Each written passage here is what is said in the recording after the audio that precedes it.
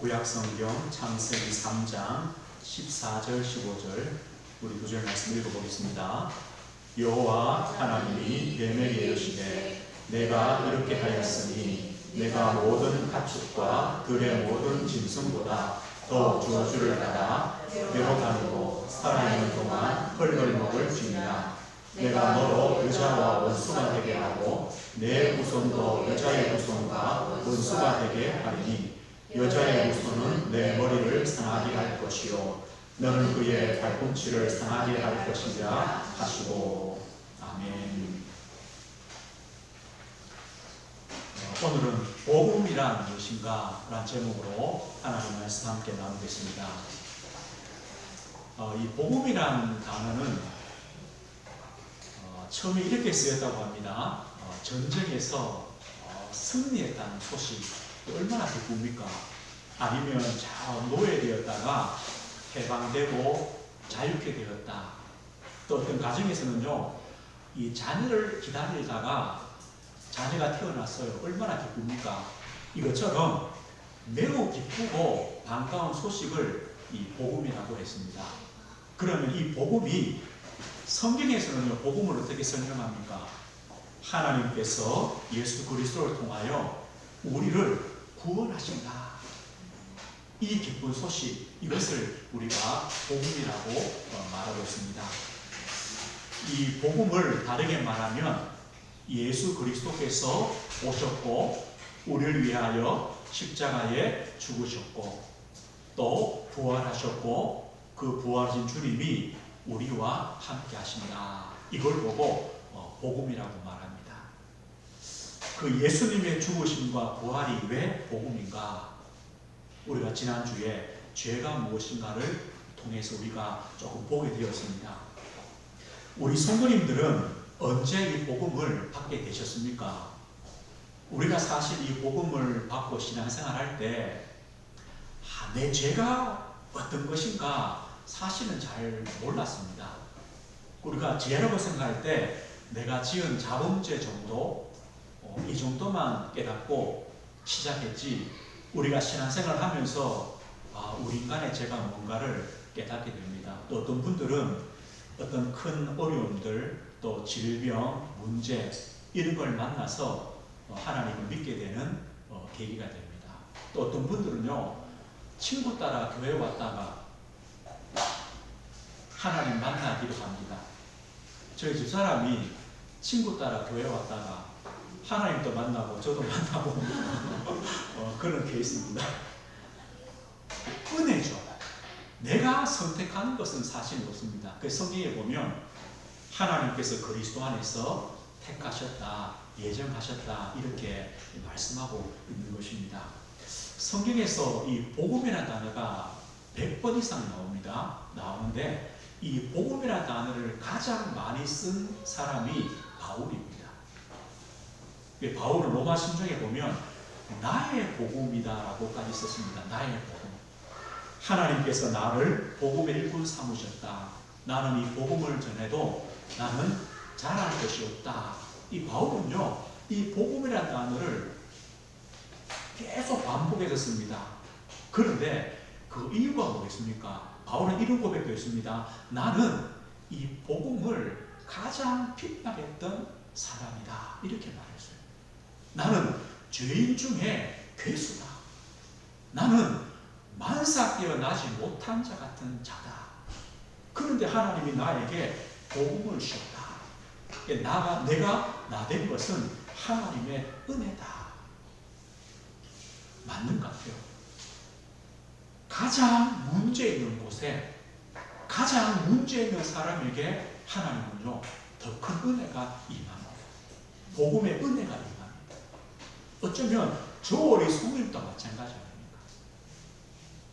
가장 문제 있고 가장 어려운 그곳에 하나님의 복음의 은혜가 임하셔서 우리가 하나님의 자녀로 구원받고 또 하나님과 함께하는 이런 축복을 누리게 됩니다. 오늘 우리가 복음이 무엇인가를 한번 볼 건데요. 한 주간 우리가 복음을 또 묵상하고 또 나에게 적용하고 또 이 복음의 응답을 우리가 누리게 되겠습니다. 이 복음이 언제 시작됩니까? 바로 문제 만난 인생이기 때문에, 문제가 있기 때문에 하나님은 복음을 시작하였습니다. 우리 인간의 문제가 뭡니까? 죄가 무엇입니까? 지난주 이렇게 말씀했습니다. 하나님과 같이 되어. 이게 죄라고 했습니다. 하나님과 같이 되어.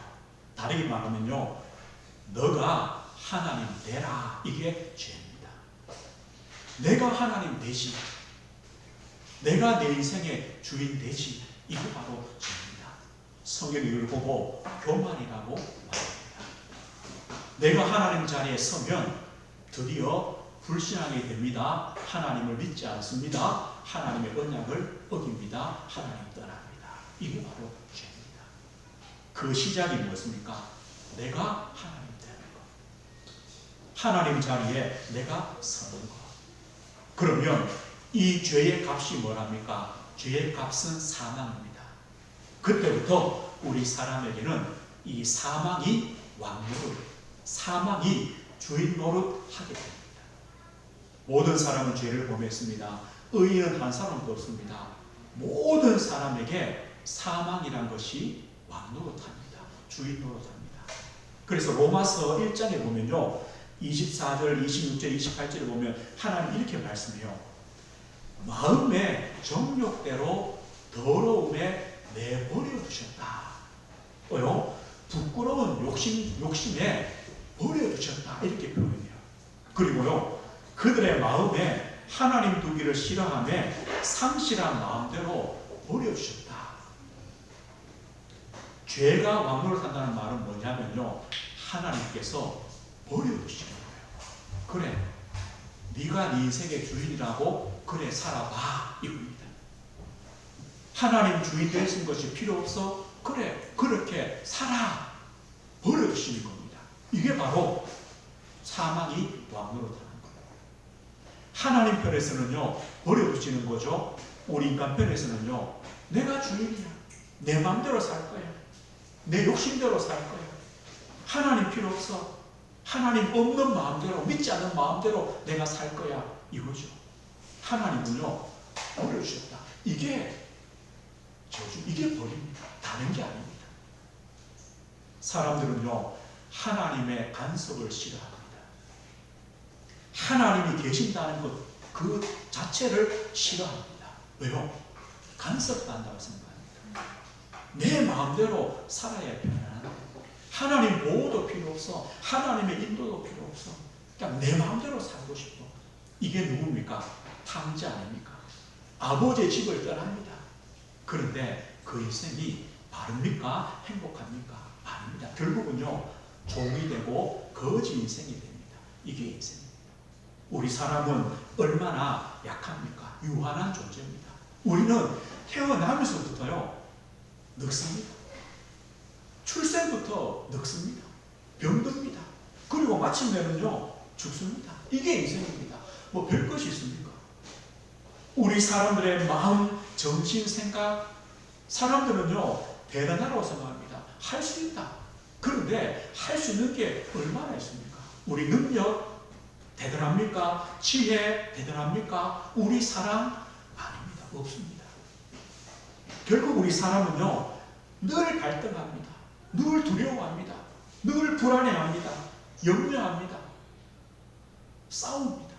우리가 조금 힘 있으면요, 약한 사람들 눌립니다. 또 우리가 힘 없으면요, 비굴해집니다. 이게 인생입니다. 뭐 때문입니까?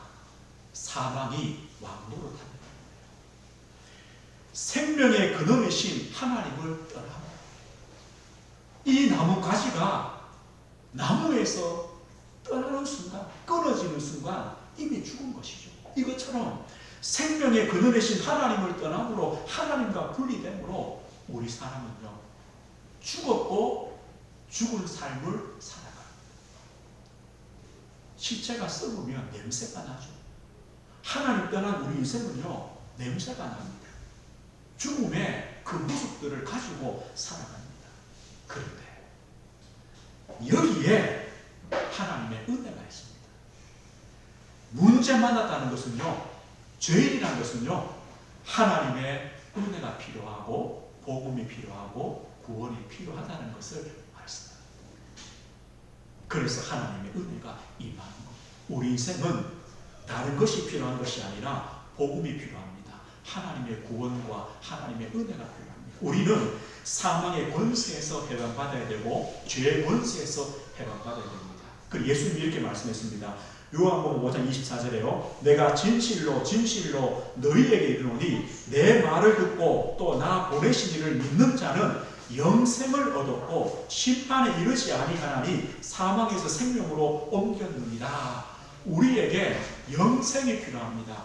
영생이란 말은요, 뭐 죽지 않고 영원히 산다, 그게 영생이 아닙니다. 영생이란 뭐냐? 창세기 3장에 죄인된 죽은 인생과 완전히 반대되는 삶이 영생입니다. 구원받은 자의 삶입니다. 하나님 자녀의 삶입니다. 하나님이 주인 되시고 함께 하시는 하나님 나라의 삶입니다. 우리에게 영생이 필요합니다. 어디서요? 이 땅에서부터, 지금부터. 우리에게는요, 하나님 자녀의 삶, 하나님이 주인 되시는 삶, 하나님이 우리를 책임지시고 보호하시는 그 삶이 우리에게 필요합니다. 그래서 하나님은 죄가 더한 곳에 하나님의 은혜가 넘친 것처럼 이런 우리에게 하나님은 구원의 역사를 시작하시는 것. 아담이 범죄했을 때에 하나님은 구원의 그 역사를 시작하십니다. 하나님의 구원의 여정이 시작되는 것입니다. 성경에 보면요, 이사야 9장에 보면 이렇게 말씀해요. 여호와의 열심이 이를 이루시리라. 여호와의 열심, 하나님이요, 열심을 가지고, 열성을 가지고, 열정을 가지고 우리를 구원하시는 구원의 여정을 행해 가신다는 거예요. 하나님의 그 열심이 이루신다. 어떻게 이루십니까? 아담이 범죄했을 때에, 오늘 읽은 본문입니다. 하나님이 무엇을 약속합니까? 아담과 하와에게 심판하지 않습니다. 죄를 먼저 정죄하지 않았습니다. 무엇을 먼저 하십니까? 구원의 길을 먼저 약속하십니다. 오늘 15절에 보면 이런 말씀이 있습니다. 내가 너로 여자와 원수가 되게 하고 내 후손도 여자의 후손과 원수가 되게 하리니 여자의 후손은 네 머리를 상하게 할 것이요 너는 그의 발꿈치를 상하게 할 것이라. 여자의 후손이 네 머리, 뱀의 머리. 왜 뱀의 머리입니까? 이 뱀은 누구를 의미합니까? 사단의 도구 아닙니까? 사단을 의미합니다. 여자의 후손이 오셔서 이 사단의 머리, 사단의 권세를 부수시겠다. 상하게 한다는 말은요, 부수시겠다는 그 약속입니다. 왜 하나님께서 범죄한 아담과 하와에게 이 사단의 권세를 먼저 부술 구원자를 보내겠다고 약속하십니까? 이 죄의 시작이 누구부터입니까? 사단으로부터 시작되기 때문에. 그래서 요한일서 3장 8절에 보면 하나님의 아들이 나타나신 것은 마귀의 일을 멸하시니라. 마귀의 일이 뭡니까? 범죄하게 만드는 것, 죄짓게 만드는 것, 하나님 떠나게 만드는 것, 그 일을 멸하겠다. 누구를 통해서요? 하나님의 아들을 통하여. 같은 약속입니다. 처음 약속이 뭡니까? 여자의 후손을 보내시겠다. 그리고 오늘 21절에 보면요, 우리 21절 한번 넘겨보겠습니다. 3장 21절입니다. 21절에 보면 여호와 하나님이 아담과 그의 아내를 위하여 가죽 옷을 지어 입히시니라. 가죽 옷입니다. 가죽 옷을 입혔다는 것은요, 무슨 의미입니까? 왜 옷이 필요합니까? 우리 인간에게. 아담과 하와가 벗었다고 말합니다. 그런데 언제 옷을 입게 됩니까? 범죄했을 때, 죄 지었을 때, 그때 옷을 입습니다. 어떤 옷입니까? 무화과 나무로 옷을 입습니다. 이 무화과 잎은 뭘 의미하겠습니까? 인간의 방법입니다. 사람이요, 죄 짓고 나니까 인간의 방법으로 그 죄를 덮어보려고 합니다. 그런데 안 되죠. 이 잎은요, 금방 마릅니다. 그런데 하나님께서 아담과 하와를 위하여 가죽옷을 입혔다. 그럼 가죽옷을 입히려면 앞에 무엇이 있어야 됩니까? 짐승의 희생이 있어야 됩니다. 피 흘림이 있어야 됩니다. 하나님께서 피 흘림을 통하여 그 가죽으로 아담과 하와의 죄를 덮는 겁니다. 그래서 히브리서 9장 22절 보면요, 피 흘림이 없이는 죄 사함이 없다. 피가 아니면 우리 인간의 죄가 사함받을 수 없다라고 말씀합니다. 성경에는 구원을요, 옷 입는 걸로 표현합니다. 구원이 뭐냐? 옷을 입습니다. 어떤 옷을 입냐? 로마 10장 14절 보면요, 오직 주 예수 그리스도로 옷 입고, 예수님으로 옷 입는 걸 보고 구원이라고 말합니다. 그럼 예수 그리스도로 옷 입는 것이 뭡니까? 그리스도의 의를 덧입는 겁니다. 예수님의 그 십자가의 의로 우리 죄가 사함받는 겁니다. 하나님은요, 먼저 아담과 하와에게 가죽 옷이라는 걸 통하여 죄 사함이 무엇인가를 알려주시는 겁니다. 그리고 그 여자의 후손이 누구냐? 이사야 7장 14절 보면요, 보라, 처녀가 잉태하여 아들 낳을 것이요 그 이름이 임마누엘이다. 처녀의 몸에서 아들을 주실 것이다. 왜 처녀의 몸입니까? 여자의 후손입니다. 모든 아담의 후손들은요, 죄인들입니다. 구원자가 될 수 없습니다. 그래서 여자의 후손을 보내십니다. 그 여자의 후손이 오셔서 이사야 53장 보니까 우리를 대신하여 고난 받으신다. 고난 받으신다. 우리의 허물 때문에 창에 찔리실 것이고, 우리의 죄악 때문에 상함을 당하실 것이고, 우리의 피만 때문에 징계를 받으시고, 우리를 치유하시려고 채찍에 맞으실 것이다. 여호와께서 우리 모두의 죄악을 그에게 담당시켰다. 우리를 대신하여 고난을 받으신다. 하나님은요, 구약 성경 전체를 통하여 우리를 구원하실 그 구원의 역사를 이루어 가십니다. 그래서 하나님의 열심이라고 표현합니다.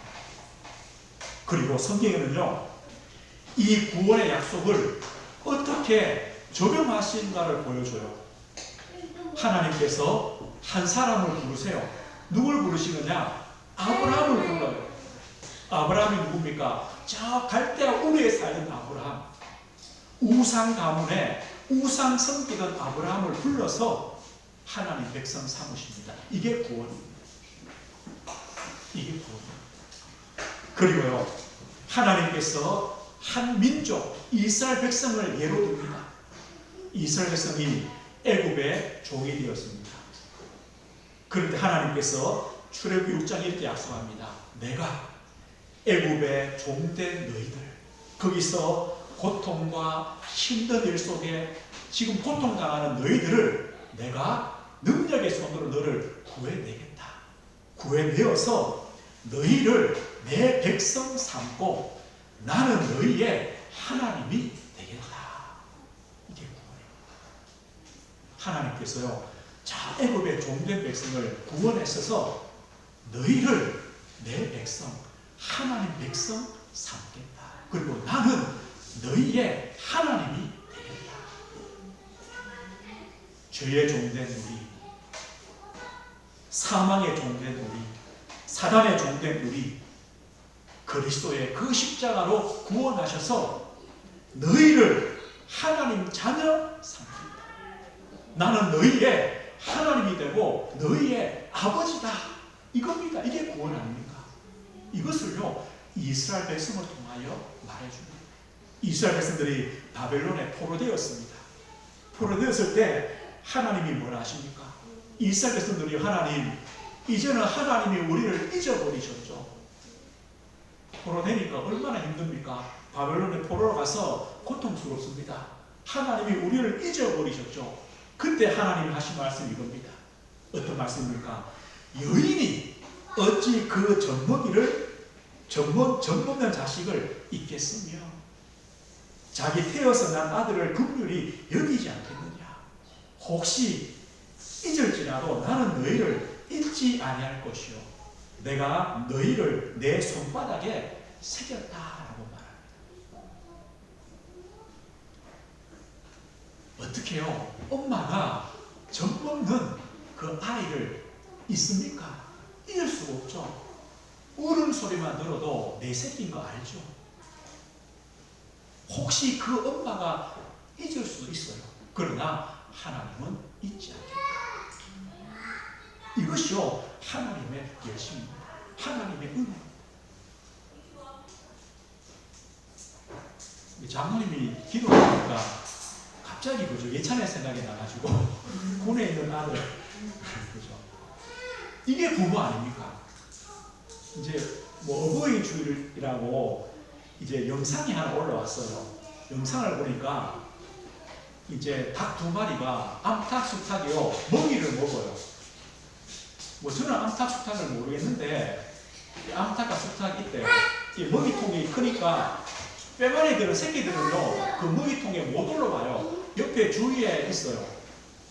그런데 이 암탉과 수탉 먹이를 먹는데 수탉은요 계속 먹이만 먹어요. 자기 먹이만 계속 먹어요. 근데 암탉은요 찝어서 새끼 주고 찝어서 새끼 주고 찝어주고 찝어주고 수탉은요 계속 찝어 먹고 그 이제 뭐 미국에서 만들었는가 봐요. 거기 이제 제목이 뭐냐면 왜 어머니날 미국은 뭐 어머니날 아버지날 따로 있잖아요. 왜 어머니날이 아버지날보다 더 인기 있느냐 그 이유가 뭔지 아느냐 이걸 보면 안다는 거예요. 그래서 그 영상이요 수탉은 자기만 계속 먹고 그 엄마 닭은요 찝어서 새끼 주고 찝어주고 자기는 안 먹어요. 그 엄마가 자식을 잊을지라도 하나님은 잊지 않는다. 하나님은요 우리를 잊지 않으시고 우리를 구원하시기 위하여 하나님은 지금도 일하십니다. 역사하십니다. 이게 바로 하나님입니다. 그리고 그 하나님께서 드디어 그리스도 안에서 그 구원을 이루십니다. 마태복음 4장에 보면요 이렇게 말씀해요. 흑암에 앉은 백성이 큰 빛을 보았고 사망의 땅과 그의 앉은 자에게 빛이 비추었다. 빛이 흑암에 앉은 자 죽음의 자리에 앉은 우리에게 빛을 주셨습니다. 거기서 해방받는 그 빛으로 오신 분이 누구냐? 바로 예수 그리스도입니다.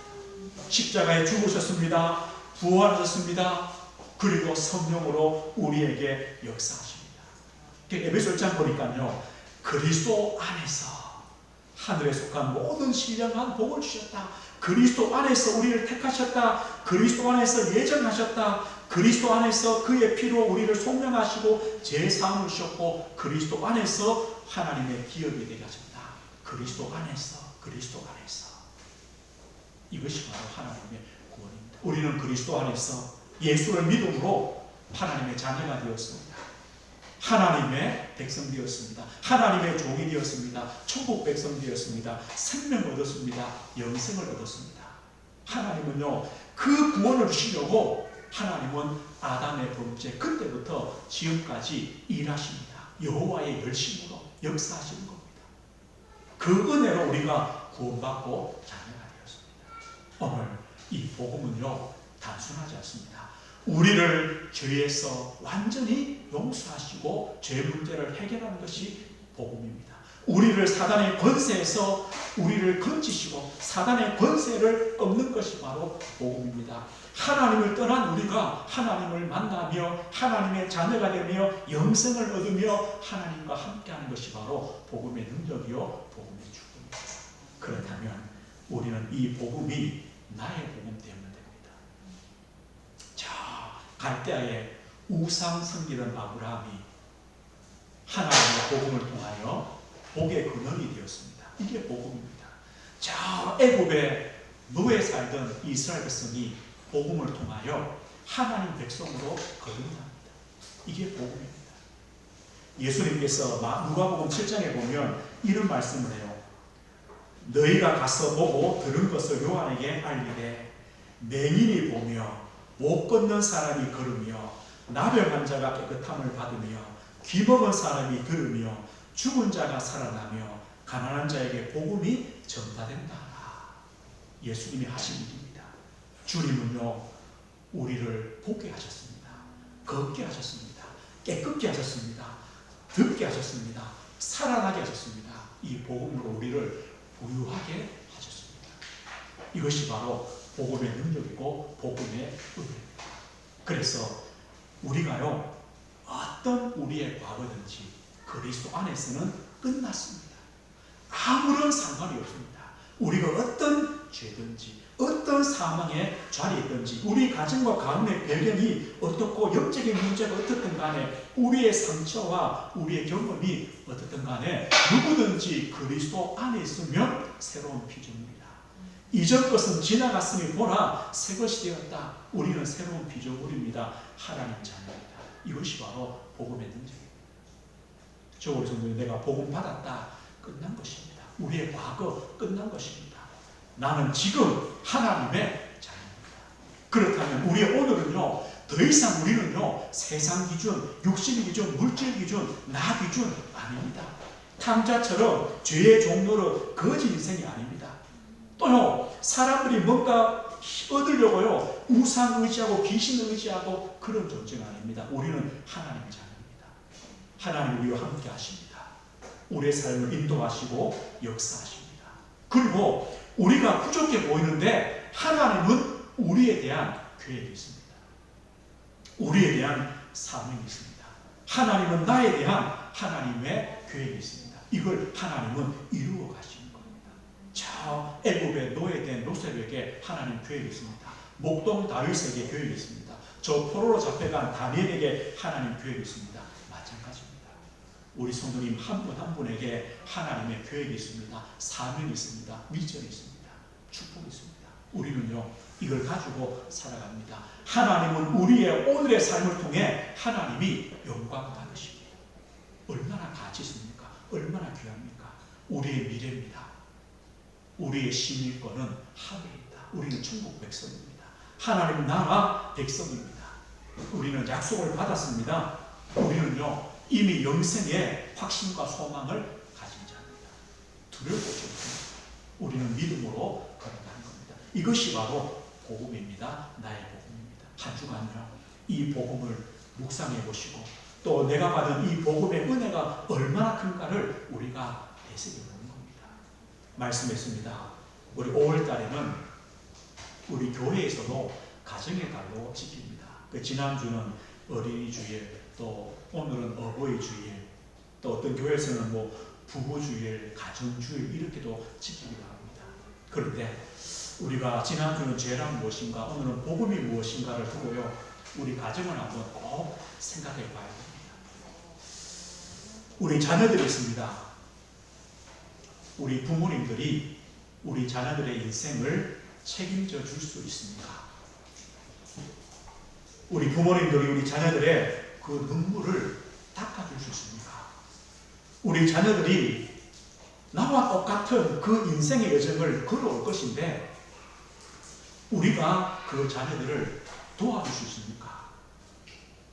우리 부모님들은요, 우리 자녀가 우리 부모님들의 지금까지 그 인생의 무거운 짐들을 대신 져줄 수 있습니까? 또 아니면요, 보상해 줄 수 있습니까? 조금이라도 그 짐을 나누어 질 수 있습니까? 그런 자녀는 없습니다. 우리 부부 보십시오.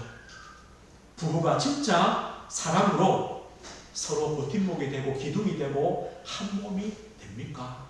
그렇지 못합니다. 우리 가정이 하나님 안에 참 안식과 평안과 소망이 있습니까? 우리는요, 이럴 만한 자신이 없습니다. 그럴 만한 우리의 능력이 안 됩니다. 그럼 어떻게 하겠습니까? 그래서 우리에게 복음이 필요합니다. 우리 자녀에게 복음을 유산으로 남겨주시면 됩니다. 우리 자녀의 인생의 주인이 하나님이 되시는 겁니다. 우리 자녀가 진짜 힘들고 눈물 나고 어려울 때 하나님께서 우리 자녀들의 눈물을 닦아주고 그 인생의 짐들을 져주시면 됩니다. 이게 복음 아닙니까? 우리 가정을 다를 통하여 우리 자녀 생각하면서요, 이걸 기도해야 됩니다. 우리 부모님 보십시오. 무엇으로 우리 부모님들을 위로합니까? 하나님이 위로해 주시면 됩니다. 복음이 우리 부모님들의 위로가 되는 겁니다. 그 짐들을 대신 져주면 됩니다. 그래서 우리에게 복음이 필요합니다. 하나님이 필요합니다. 부부도 마찬가지입니다. 사랑이 무엇입니까? 남편, 아내가 함께 하나님을 바라보고 바로 걸어가는 것, 이것이 사랑으로 한 몸 되는 겁니다. 우리 가정에 무엇이 소망이요, 안식이요, 행복입니까? 하나님이 함께 하시고 하나님이 주인 되시는 것, 그것이 행복 아닙니까? 우리는요, 이 가정과 우리 자녀 후대와 우리 부모를 두고 중요한 우리 기도 제목들을 가지고 우리가 기도하는 한 달이 되어야 됩니다. 그래서 특별히 복음입니다. 복음이면 됩니다. 복음이면 됩니다. 그래서 한 주간 조월 성도님들이 이 복음을 나의 복음으로 묵상하고 누려가는 겁니다. 그리고 우리 자신이요, 복음의 여정을 걷는 겁니다. 내 가진 복음을 통하여 우리 가정가문 살리고 우리 자녀 후대 살리고 우리 산업도 내 지역도 만남도 살린다. 복음의 여정을 걸어가는 겁니다. 한 주간 또 하나님의 은혜 속에 이 복음의 축복을 누리고 복음의 여정을 걸어가시는 우리 성도님들 되시길 주의 이름으로 축복드립니다. 하나님 아버지 감사합니다. 우리에게 복음의 은혜를 주셨습니다. 하나님, 이 복음이 우리 자녀를 살리며 우리 부모님들을 살리며 우리 부부를 살리며 우리 가정을 살리는 복음 되게 하옵소서. 우리 성도님 한 분 한 분이 복음의 이정으로 복음의 증인되며 복음으로 모든 것들을 회복하며 살리며 치유하는 증인의 걸음 되어지도록 은혜를 허락해 주옵소서. 예수 그리스도 이름으로 기도드립니다. 아멘.